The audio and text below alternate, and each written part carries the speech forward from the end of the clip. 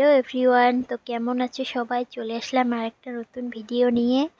তো শীতল making video. শীতল কিভাবে বানায়, তোমরা যারা রাজবংশী আছো তারা তো জানোই শীতল কিভাবে বানায়। শুটকি মাছটাকে প্রথমে আমরা মিক্সিতে গুঁড়ো করে নিয়েছিলাম।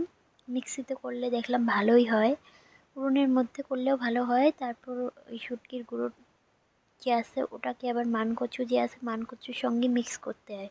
তো সেই ভিডিওটা আমি করতে পারিনি। তারপর ওটাকে আবার 2 দিন রেখে দিতে হয়, রাখলে ভালো হয় জিনিসটা। তো তারপর 2 দিন পর সকালবেলা উঠে ওটাকে আবার মিক্স করতে হয় ভালো করে উনুন দিয়ে। উনুনের মধ্যে মিক্স করলে জিনিসটা অনেকটা আঠালো আঠালো হয়, তো ভালো হয়। তারপর কিছু না, আর হলুদ আর সর্ষের তেল দিয়ে ওটাকে লাড্ডুর মতো পাকিয়ে নিলেই একদম রেডি শীতল, আমাদের ট্রেডিশনাল খাবার। তোমরা যারা রাজবংশী আছো তারা তো জানোই শীতল আমাদের কতটা প্রিয়।